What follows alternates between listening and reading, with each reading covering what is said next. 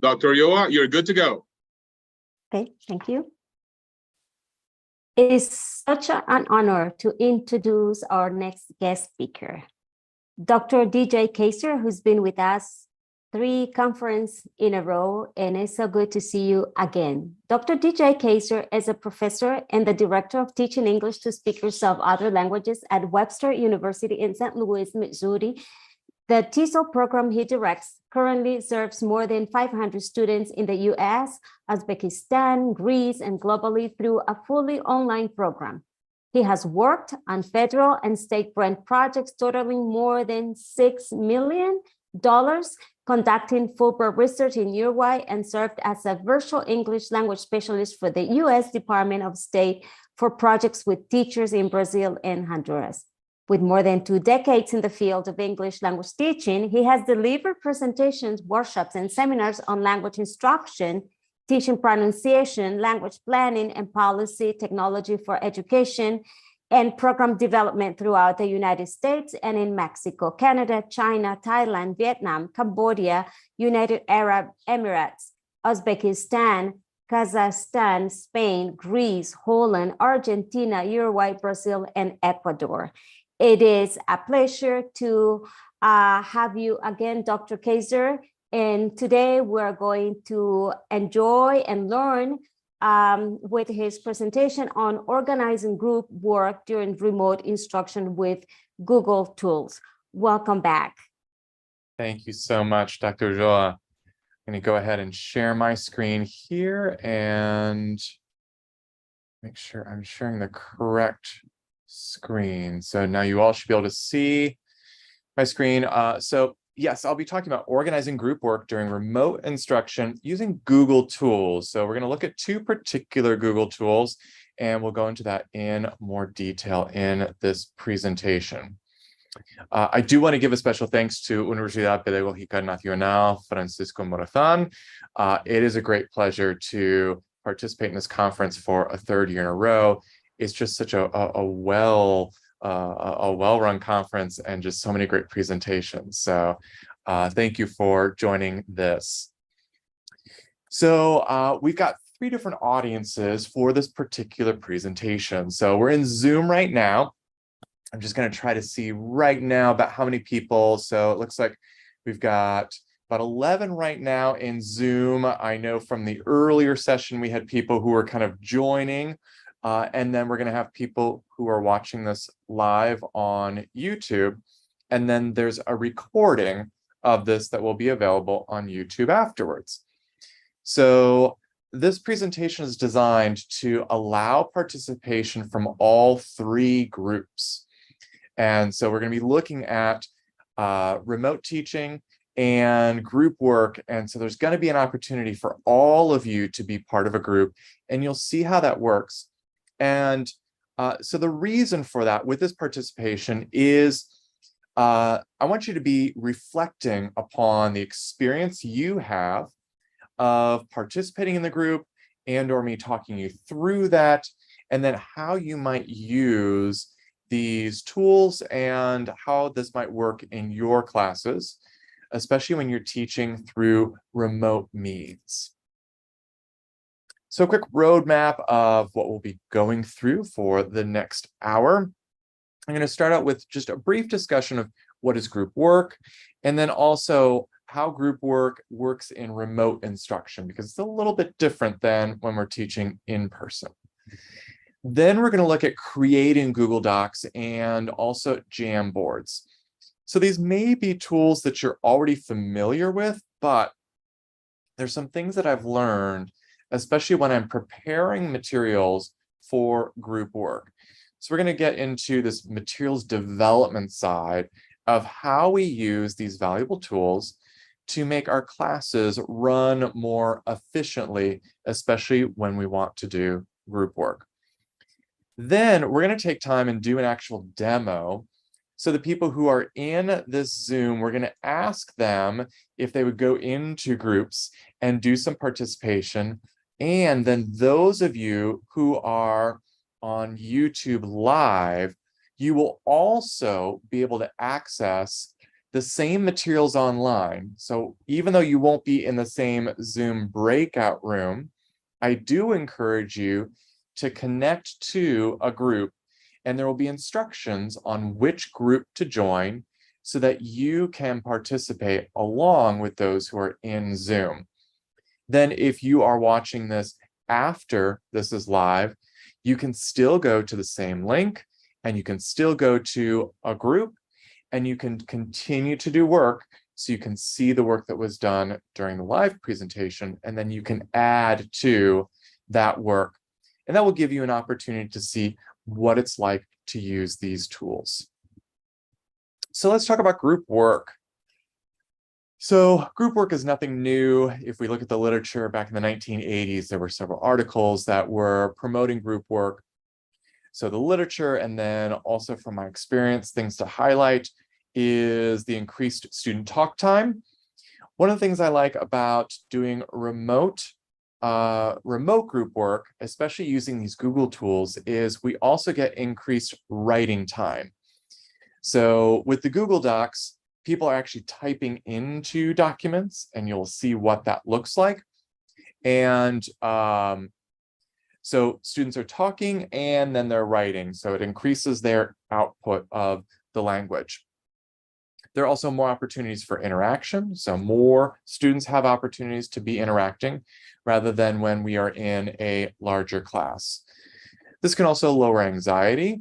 So if you've got a larger group, so I'm currently teaching a class where I've got 24 students, and in a larger group, some people may be less likely to speak up.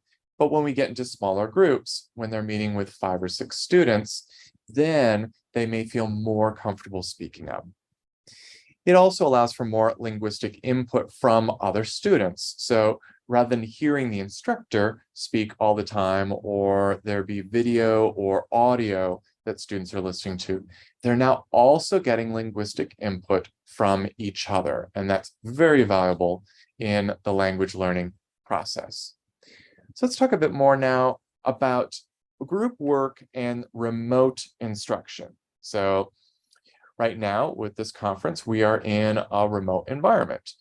We're using Zoom, and a lot of people are teaching classes through Zoom. This was common during the pandemic, and even today, many people are still teaching through Zoom. So I'm currently teaching a class which is through Zoom. So group work can seem more challenging, but I've found that there are actually some benefits that you get doing group work in a remote environment that you can't do when you're teaching in class. So there are a lot of things I like about remote work and being able to do group work. So one of the things is we may be used to, as teachers, just walking around and checking in on different tables to see how everyone is doing. I'm going to show you there's actually a way to do that when we're teaching remotely, and if we set things up correctly. So this setting things up, that materials development side, that's going to play a big role in whether or not we can monitor our groups as well. So other challenges is that students may struggle with technology. You'll notice that we're going to focus on Google tools. Google tools are ones that many of our students are more familiar with. I've also found that in a class, if we use the same tool repeatedly or the same tools repeatedly, that students become familiar with them, and then it becomes a lot easier. One of the things I always tell my other instructors I work with is just because you try something one time and it doesn't work that first class, go ahead and try it again a second time, and you may find that it's working a lot better, and then students will warm up and it will get easier. Another thing that happens in remote instruction is that students can lose their connection and then they need to reconnect. So I'm teaching a class now to students who are in Uzbekistan, and we get a lot of different issues with people dropping off and then they reconnect. And in fact, the last class that I taught, my internet went out for a bit and then I had to come back. So those are things that are realities, but Google tools are a way that can help us keep organized, and we'll see that as we go through these examples. So we're going to use breakout rooms in Zoom for this presentation, and then we're going to organize this group work into two different tools. So we've got Google Docs and we've got Jamboard. So Google Docs and Jamboard, and I'll show you both of these. So now let's start to talk about some of the benefits of remote group work. So teaching larger groups on Zoom can be a challenge, whether we're on Zoom or other video conference platforms. And so what I found is that using multiple tabs on a browser, which I'm going to show you what that looks like, can help you monitor group progress. And so when we get to the demo part, I'll actually show you what that looks like. Then Google Docs for group work makes it easier to keep a record of what was done in each group. So obviously in class, you can have people work on sheets and then you collect them and put them together. What I like is that everything just automatically gets stored in my Google Drive, and I'll show you an example of that so that I can go back to it later. What's also helpful is when students do get disconnected and then they're reconnecting, they have access to these documents when they get back into class or even after class. So I've had it where students just aren't able to reconnect, and I ask them to go back to the Google Doc link or the other tools that we were using, and then they're able to participate and see what was done in class. So I was talking about being able to monitor different groups when we're doing remote teaching. So this is a screenshot of a web browser where I've clicked the tab for group 3. And so with group 3, I can see what's going on in this group. And then on the next page, I've got a screenshot of group 4. And you're going to see that with these, they're doing slightly different things. And we're going to see this in the demo. So this will be easier to see when I actually do screen sharing with my browser, and you will be able to see the different tabs. So I'll wait and come back to that. So now what I want to do is talk about creating Google Docs.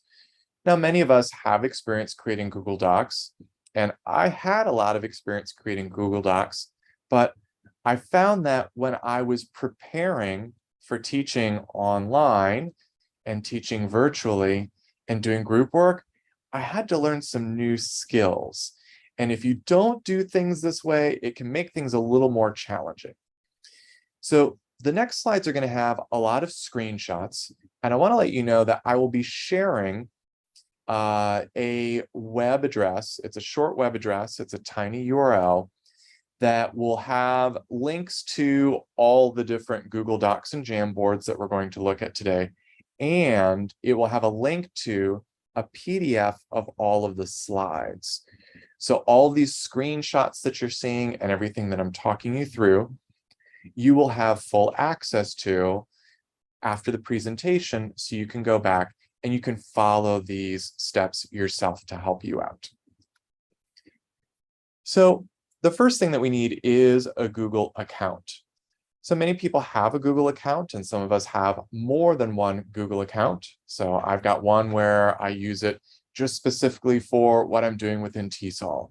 And so that will be the one, my work Google account, and then I've got other ones. So make sure that you're logged into the Google account that you want or set one up. So docs.google.com, it's a very easy web address to find. You'll log in, and to create a new Google Doc, you click this plus sign where it says blank. And I'm showing you this for a reason. This may seem a little clear and a little obvious, but when we get to Jamboard, we're going to see that where things are and how it's laid out is a little bit different. So for Google Docs, it's going to be in the top left-hand corner. And for Jamboard, it's going to be in the bottom right-hand corner. So when you're going back and forth between the two, which I find myself doing a lot, I've had to learn just to look in different places. So I'm going to show you where these things are different. Then with our Google document, so this is a blank Google document, it says untitled document, so you can change the title there. So I've got some recommendations on how to title your documents. So I'll talk about that and the reason for titling it in such a way. Then with the document itself, it works like most word processors. I tend to do a lot of my work in Microsoft Word. And so what I will do is I will take what I've done in Microsoft Word, and then I can copy and paste it into a Google Doc.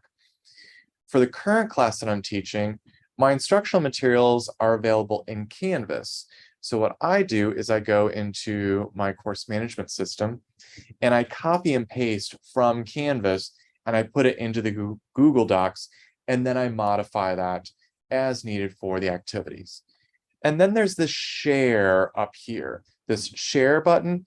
This is going to be extremely important when it comes to doing preparation for preparing documents to be used for group work. So for Google Docs, they do work best when we're connected to the internet. There are some features that you can use offline, but I strongly recommend that you use Google Docs when you are connected to the internet. So if you don't have an internet connection at a particular time, you may want to work offline and then put that into a Google document where you will be able to save it in the Google Doc. One of the things I really like about Google Docs is that they automatically save, and they save to your Google Drive. So when you sign up for a Google account with that Gmail and see one thing here. There we go. With your Gmail, you also get a Google Drive where you are able to save your files. So I'll show you an example of that. So this is a screenshot of my Google Drive. The other thing I like is that I can put things into different folders. So here I've got a folder for this conference. I've got a folder for the class I'm currently teaching. Here are a few other conferences that I had earlier this year. So this helps me keep organized, because if I'm going to, for example, I'm teaching TESOL 5740 this year. When I go to teach it in the future, I can go to this folder, and then everything I need for this class is organized there. You may want to organize based on different classes or different topics. Maybe you've got a reading and writing folder and a listening speaking folder. I'll leave that up to you. Then within the folder, you can see I've got different files here. So these are the files that we're going to see, and actually, we're going to be looking at version 2 of them. So they're just copies. So the same presentation was done a few hours ago. And so I have the exact same documents, but because I'm meeting with 2 different groups today, and that often happens when we teach, is that we're meeting with more than one group in the same day or more than one group in the same week. For that, we need to make copies of all of them for the different groups. And I'll show you how to make copies and talk you through some really important aspects for making copies and making sure that they will be shareable and usable by students. Now I want to talk about Jamboard. So Jamboard is a free Google Whiteboard. When I first started teaching on Zoom, I tried using the whiteboard feature in Zoom, and I had issues with it. There were just many challenges. Then a teacher I was working with introduced me to Jamboard, and I've been using Jamboard since. It is a great tool. If you've not used it yet, please explore it and you'll see what that looks like. So Jamboard, you just go to jamboard.google.com and you use your same Google account. And the other great thing about Jamboard is your files are automatically saved to your Google Drive. So as you make your Google Docs and your Jamboards, they all go together into your Google Drive. And so when I was preparing for this conference, this was just really easy because everything was saving all to that same folder. So this is looking at my Jamboard with, and these are 4 Jamboards that we'll actually see today. And if you notice here, it's in the bottom right, you've got this plus sign. So this is where we create a new Jamboard. So some other things that we want to see, because at first it took me a while to actually figure out how to do this and where this was. Some of you may already know this, but for those of you who need to hear this, I'm here to walk you through it. So for Jamboards, you can get more than one page on it. So here it says 1 of 2. So there's actually 2 different pages on this one Jamboard. So you can go between the 2 different pages, and we'll see what that looks like.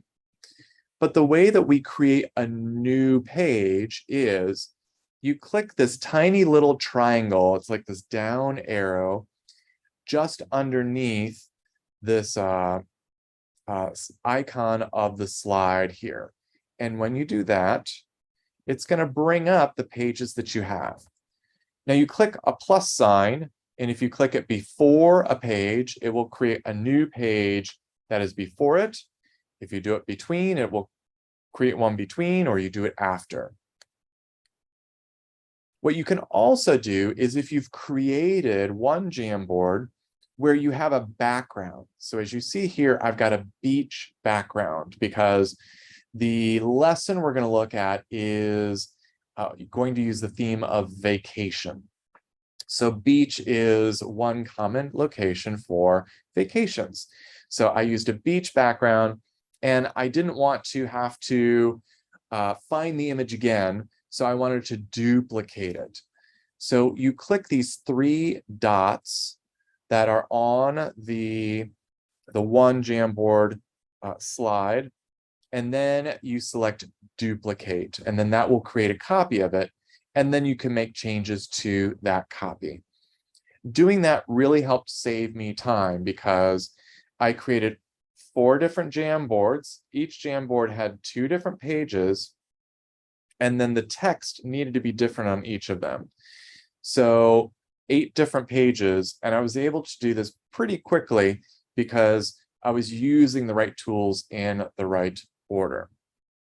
Now I'm going to get to what is perhaps the most important thing about materials development and preparing Google Docs and Jamboards for group work when you're teaching remotely. When you create these documents, they will default to being restricted.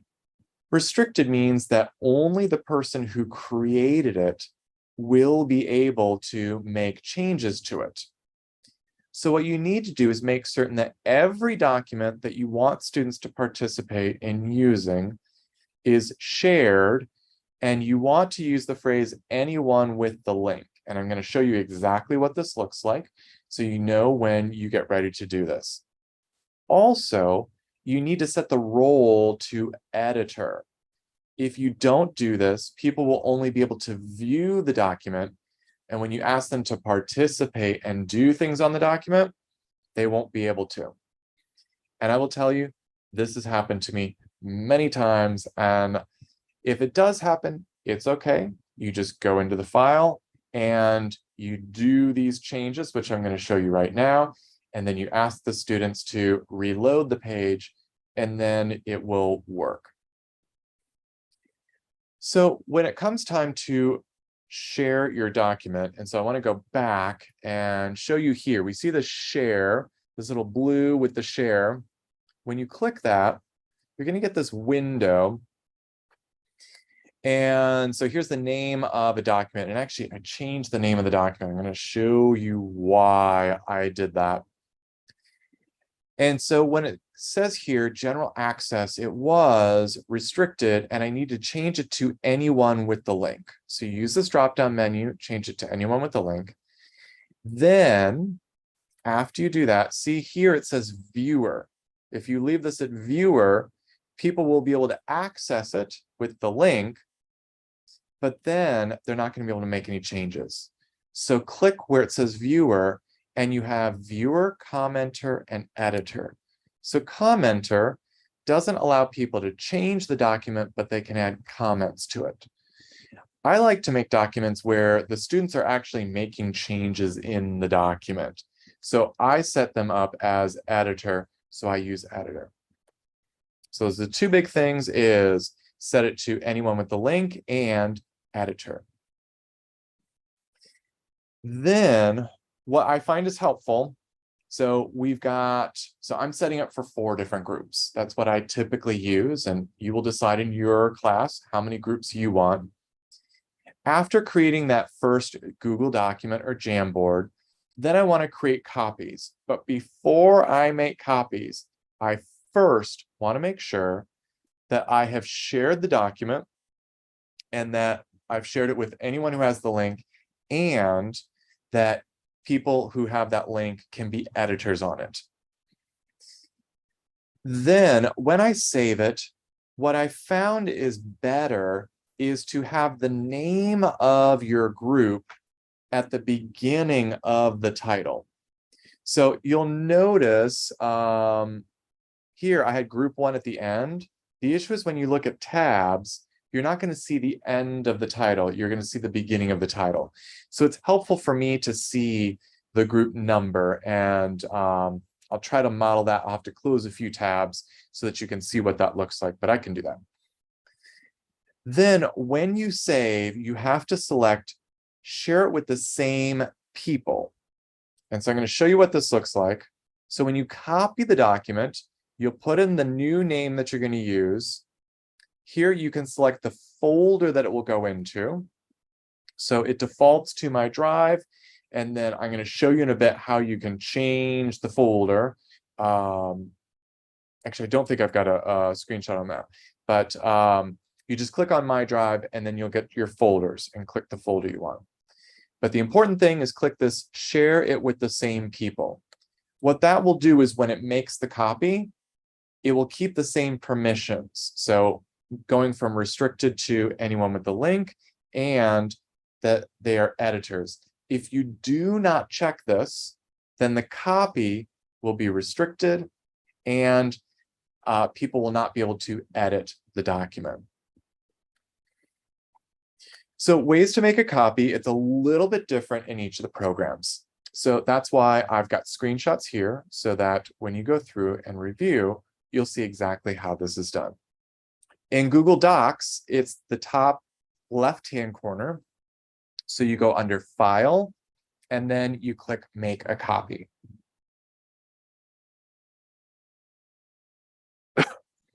For Jamboard, it's going to be in the top right-hand corner next to Share. So again, they're both Google tools, but they work a little bit differently. So you just click either that file or the 3 dots and then make a copy. So let's talk about some advantages to Google tools. So what I like about them is that they're free. These tend to be very accessible to students, unless Google is blocked. So there are some schools, there are some regions where Google is blocked, but if you're in a place where it's not, then this is typically a really great tool that a lot of people use. What I really like is that multiple users can edit the same document. So I did a group activity earlier this semester, and I didn't do this preparation because I don't always do this preparation every single class. So I'm just being honest of how sometimes I do group work. And I wanted students to write a paragraph in groups. One person shared a document on their screen and then did all the typing. Everyone else just watched on the screen share, but wasn't able to participate. By the second week, I had everything developed with the Google Docs, and then everyone was able to edit the same document, and that changed the dynamics. So everyone was able to participate. Also, another advantage I talked about before is that the documents autosave. And then when students get disconnected, they may still be able to access the Google Documents, and that can make things easier for them to get back into where they were in class. And then what I like to do is I will put together the links that we used in class, and I send those back out after class so that students can review what we did in class. Another thing I do with the group work is after groups meet, we come back together, and then I do screen share. So either I have the groups do screen share and they share their screen and walk me through their document or Jamboard, or I share my screen and share their document or Jamboard. And then I might type and make changes or comments in their documents. So they may see different corrections that I'm making. And what this does is then they've got a copy of not only what was done in the groups, but then also any notes that I added to their documents. So we're getting to the demo real soon, but important, make sure that you test out all of your links. So for today, for doing 2 different sessions, I created, it was 10 different documents. And so what I do is I have another web browser that I use. So I like to use Google Chrome when I'm doing work, and then I use Firefox as my test browser. So Firefox I have set up where I don't have anything logged in. It doesn't save any passwords. So it erases my history. So everything's new. And then I test out all of my links. I went and I tested out my links this morning before doing presentations, and one of my documents was not prepared to share with all of you. So I had to make changes and adjustments. So I'm sharing that as someone who's been doing this for years. I make these mistakes, and so I want you to be aware of that so that you're prepared. Okay, so we're going to do a demo. And what I'm going to do is I'm going to get the link here, and I'm going to copy and paste it into the chat. And we've also got a QR code. So there are different ways to do this. So I like using tinyURL.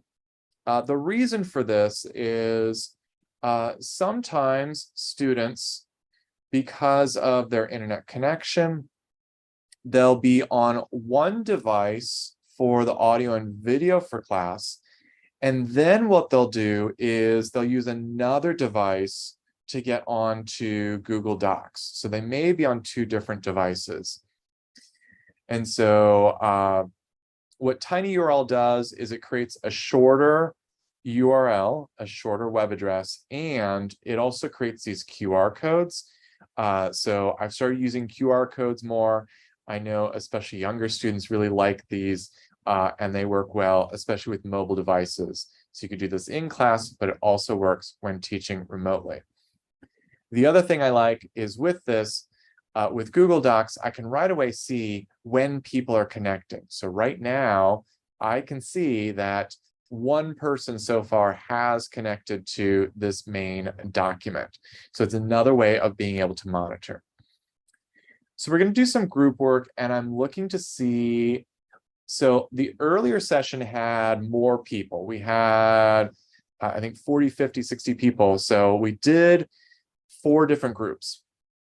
What we're going to do is I'm going to go ahead and just do 2 groups when we're working right now for this session. You'll still have access to all 4 of them, but this way we're going to have slightly larger groups. So I'm going to do a little bit of reassignment here. So let's do this. So if you're with us live, in Zoom, I'm going to assign you a group. And so you'll go into your group, and then you'll get to work in either group 1 or group 2. If you're with us live on YouTube, let's do If you're July, August, or September, then you can go into group 1. If you're October, November, or December, you can go into group 4. So what I'm going to do is in the Zoom chat, I'm going to copy links to the rooms that people, or to the, so actually I only need to copy group 1 and group 2 right now. And the linked document has all of these links. So for those of you who are on Zoom, please wait until I assign you a group. And so we'll get to that, but I want to have things ready for that. Okay, getting things ready again here. Okay, good. We've got 3 people who are in the main document so far. Okay, so in a normal class, I would set a time for each task. So we have an hour total, and I'm going through an introduction, and now we've got a short amount of time for the task. I had planned for 15 minutes. I'm actually going to make it 13 minutes just to keep us on time. And we used that earlier, and 13 minutes worked well. Typically, when I teach, I would have students go in and do a task. Then we come back together out of the breakout rooms and we go through it. Then they go back into breakout rooms and do the next task. And we keep going back and forth. In the interest of time, I'm going to ask you to just go ahead and work through the tasks and just try to get through tasks 1, 2, and 3. So 3 is when we're going to get to the Jamboard. And I'm going to show it to you before I put you into the groups so that you know what we're doing. If you're connecting later, you will be able to go into these documents and see what people have done now live, and then you can add to that. Okay, so what I'm going to do is I'm going to stop sharing this screen, and now I'm going to change to another document to share. And this should be it. Great, okay. So the link that I gave you, the tiny URL, Google UPnFM 2, this will take you to this page, and the different links are here for the different groups. So we're doing group 1 and group 2. So group 1 is going to be here. So as we see here, group 1, and here's one of the things I want to show you. I'm just going to go ahead and close these out. So you could see here, I see group 1, group 2, group 3, group 4. So by having the group number at the beginning, and maybe you just want to have 1 at the beginning, 2 at the beginning, or G1 or G2, I'm able to quickly figure out which tab is which in case they're out of order, especially when you've got multiple groups. So naming files in Google Docs and Jamboard can help with that organization. So when I put you into groups, what I'm going to ask you to do is we're going to be working through various tasks with the end goal, and don't worry, we won't get to the end goal today, of writing a paragraph in the past tense about going on vacation. Now, different groups are going to be assigned different locations. So group 1 is Snowy Mountain Vacation. Group 2 is beach vacation. And then we're not going to do groups doing this today, but you'll have access to these. Group 3 will be a city vacation, and group 4, a staycation. So a vacation at home. What you will see here is that there are instructions for each of these tasks in the Google document, and then a place where you can just type here and so on. Of course, I'm misspelling as I show you my screen. And I've got examples. So for Snowy Mountain Vacation, make a list of verbs and phrases that you might use to describe what you and friends, and what you and family can do on a snowy mountain vacation. And I wrote, drink hot chocolate, go skiing. After doing a few of those for task 1, then task 2, you'll look at the verbs that you included in this and fill out this chart, the verb in present tense, the verb in past tense, and then say whether that past tense verb is regular or irregular. So here I've got drink hot chocolate, I've got go for the verb to go, and then skiing. Ski is also a verb. So I've got those verbs in the present tense, past tense, and then 2 of them are irregular and 1 is regular. Then task 3 will ask you to click and go to the Jamboard. What I like here also about Google Docs is it gives you this preview of what the document is. But I have it opened here, and then you'll see we've got a Jamboard, and then people will be asked to add these sticky notes and include sentences based on what they put in their brainstorming. So here's an example. We drink hot chocolate. And so this first page of the Jamboard is for present tense. And the second page is for past tense. We drank hot chocolate. You'll see here for group 2, we've got a beach background, and we've got present tense here and past tense here. So what I'm going to do is stop sharing again. And I'm going to put you into groups. And again, in the chat, I'm going to put these links. If you're with us live on YouTube, I do encourage you to pick one of the groups and to join in the activity. And so we're going to do a random selection with just 2 groups. And so I will open that up, and I'm going to set a timer for 13 minutes and bring you back.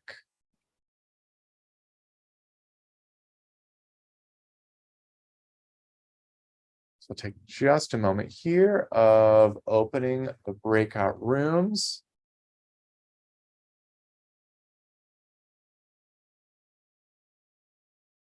So here's where the magic is going to happen, and we're going to see how this is going to work as I stay on Zoom with the people who are on YouTube Live and those who are going to be watching afterwards. So I'm looking to see. So what I'm going to do, so we've got how many people? 1, 2, 3, 4. 4 people are in groups so far. We need a few more. We'll see if others start to join. So I'm going to screen share now, and I'm going to go back and share these tabs, and we can look at this. So I want to talk about how we can monitor group work when we're teaching remotely. So as you notice, I created materials for 4 different groups. When I did this session earlier today, we did have 4 different groups, and there was activity going on in each of the 4 groups. We have fewer people right now, so we make adjustments. It's always better to have more than you need, and then you can reduce it and get it down to only the number of groups that you need. What you're going to see here is for group 1, we've got 1 person is connected, and for group 2, we've got 1 person that's connected. So I think what we need to see here is how we get people to begin to participate. So what I can do here is, okay, I gotta scroll up and be on the correct part. So what I like to do is I look to see what groups are doing. So are any groups participating? Right now, none of the groups are participating. So I'm gonna go ahead and do a little nudging. So please begin. Oh. Begin to share verbs and phrases above.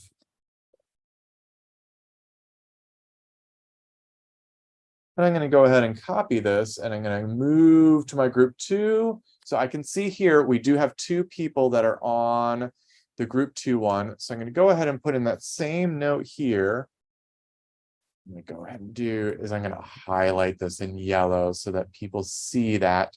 This is my little note for people to ask them. I can even put begin typing here. And so I can see where the cursors are.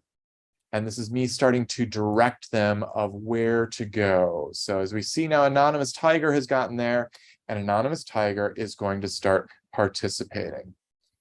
So we were talking before that when we're in person, we can go to someone's table and we can check and we can answer and we can help out. When we put people into groups and we use tools like Google Docs, we can get people to, so again here, oh, and now with group one, it looks like we have no one who is connected to the Google document. So I'm going to go back to the main document, and so we're going to see, it's going to do something really fast. What I'm going to do is take a moment. I'm going to copy this link, and I'm going to quickly go into group one and check in with them, and then I will be right back and talk with all of you.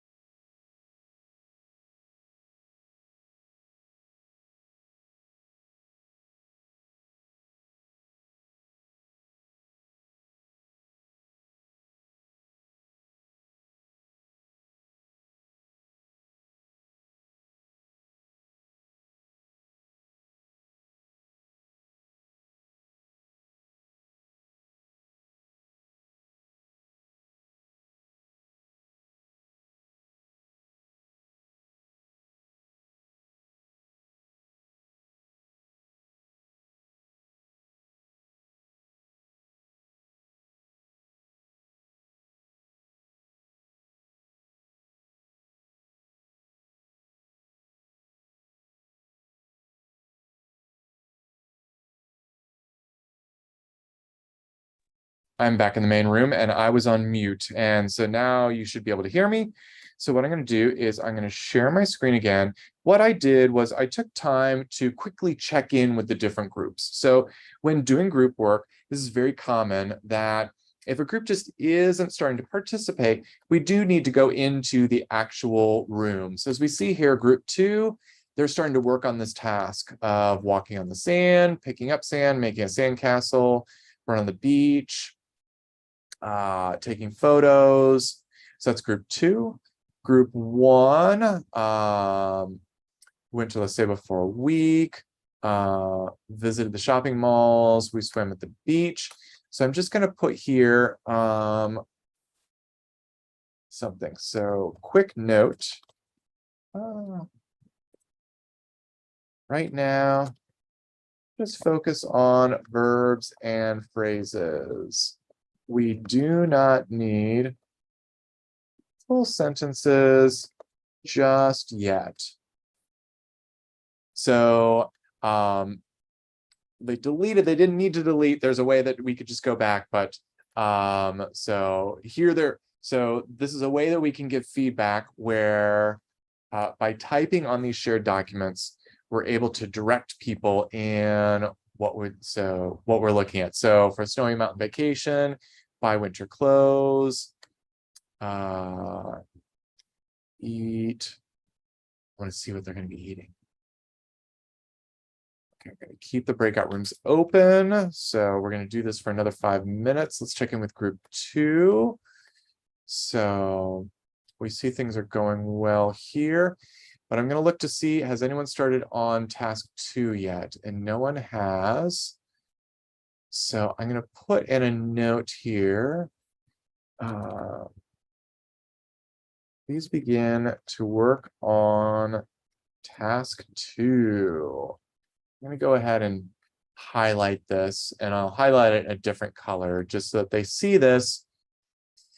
And so this is a way that without me going into each of the rooms, I can quickly direct each of the groups. So this group is doing what we're looking for. I'm going to take away this note and then see if they will start working on task 2. So I'm going to come back to group 1 and see And right away, as we see, group one, after getting that note from the instructor, they started to work on task two. So this is a great way that we can monitor different groups and keep them on task. And then let's see with group two. So group two is still on this. So what I'm going to do is I'm going to add like a little arrow here of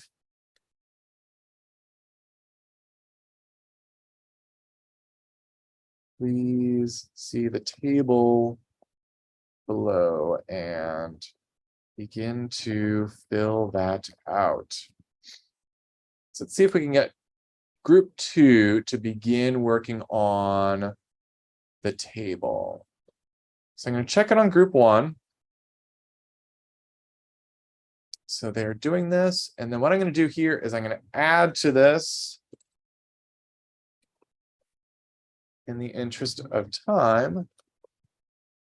Please move to task 3 and the Jamboard. Click the Jamboard link. So I'm going to go ahead and again, I'm going to highlight that one in green. So it looks like right now we've only got one person who is actually on the document itself. So I have found that this will happen when doing group work. Sometimes a group will designate one person and have that one person do all of the typing. What I like to recommend is that, I'm checking here. Oh, it's okay.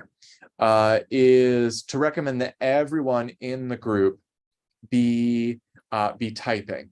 And so I'm able to see that with group one, I've got one person is typing. With group two, I've got 3 people who are typing. So this helps me see, okay, so group two, they are starting to work on this. So we've got pick up, picked up. Great, so they're doing that. And then I'm going to check in and see on group one. So group one has not started working on the Jamboard yet. And group two has not started either. So I'm going to check in and I'm going to copy my note. In the interest of time, please move to task 3. I'm going to add that for group 2 here and see if I can kind of nudge them to going to the Jamboard. So what helps is sometimes if I scroll down, I can see where cursors are. So as we see, we've got a cursor that's here with Anonymous Tiger. So these cursors are helpful to let us know where people are in the document in terms of being active. So they're just about done with this. I'm going to check again on group 1. They have not started their group work yet on the Jamboard, and group 2 has also not started. And so I do have the slides from earlier, and so we'll be able to look at those and see what those groups did so that we've got more to look at. So let's see here.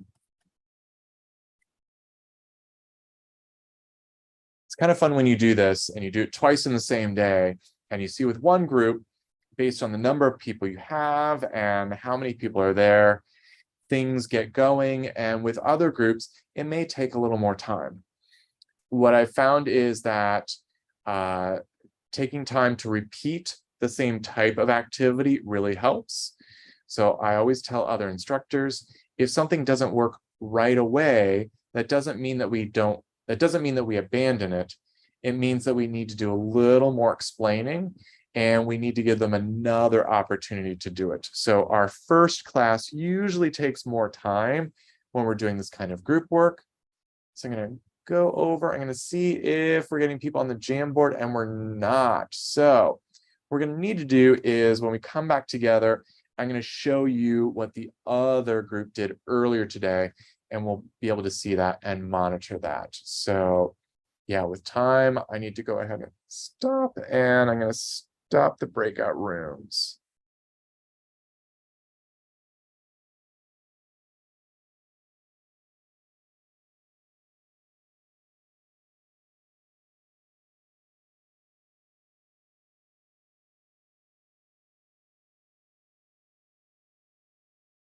So we're going to wait one moment and get everyone. They've got 10 more seconds and then they'll all be coming back.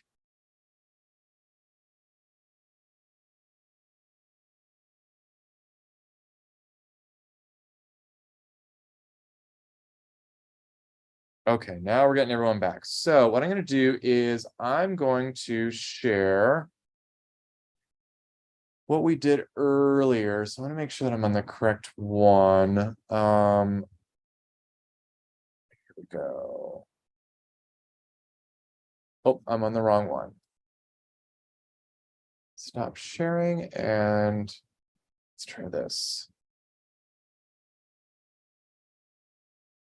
Okay, so earlier we had 4 different groups and we had quite a bit of activity where they did task 1 and task 2. No one got to task 4, so that's fine. With one of the groups, they had put that told was regular. And so what I did was I went and made a correction and said that told is an irregular past tense verb. So we see other groups, they did their work. But what I want to show you is Jamboards. So here what people did is they used the sticky notes and they started to do full sentences. And so here we've got present tense. We sleep long hours. We enjoy spending time together. And here we've got past tense. We enjoyed spending time together. Group 2, I loved this one where someone had put a sentence in the past tense on the present tense page. So I put a note right next to theirs. Remember, use present tense on this board and past tense on the second board. When I came back, they had moved their sentence to the second board for past tense, and they left me a note, thanks. And so it was really nice to see, not only did they make the change, but then they thanked me for showing them. So we're just about out of time. So I want to get back just to my last few slides. So let me get back into my slides and share. Okay, so what I want you to notice is that for this, I made a different task, a slightly different task for each group. So we had beach, snowy mountain, city, and staycation. So it was actually the same tasks. They just had different environments. I did that to make things a little more interesting and to show you how we can do things differently. A lot of times when I do this, I will have all the groups doing the same thing, so you don't have to make it different. You can also make things different in terms of differentiation. So if you've got a mixed ability class, you can have higher level students doing one task and lower level and doing another with different Google Docs. Just note that we combine both Google Docs and Jamboard. Today live, we saw people working with the Google Docs. We didn't see people engaging in the Jamboard. Again, we really didn't have enough time. It does take time for people to get into it and comfortable, but you saw what we did earlier with the earlier group and what they did with the Jamboards. Then also notice that there is an explicit language focus. So rather than just telling students, please write a sentence or please write a paragraph in the past tense about vacation, we're asking them to go through different steps. And so there's actual scaffolding going on here. So task 1 is brainstorming ideas, so different verbs and phrases, where there's no focus on language yet. Task 2, they're having attention to present tense and past tense and whether it's regular or irregular. Task 3, they're converting this into full sentences. Task 4, they take those sentences from the Jamboard and put it into a paragraph.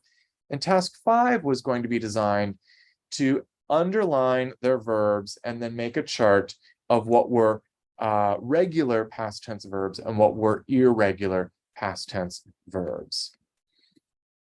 So that is the end of my presentation, and I think we're right at time. So I'm going to do the stop sharing right there, and thank you all. Yeah, we thank you for such great presentation and always have time to work as a group. Before we go, I'm going to ask everyone in this session to turn on the cameras for a picture so you can see their faces. Dr. Kaiser. I would love that. Yeah, so let's have him all turn the camera so we can. I love the we wave can have a also. picture. Yes, thank you for waving. Irma, friends, Omar, Carlos, ready for the picture? You best smile. Oh, English conference too. David, hello. Okay, very good, Katia. Thank you so much, Dr. Kaiser, and we're so honored to always have you. Thank you so much. It's a joy to be with you all.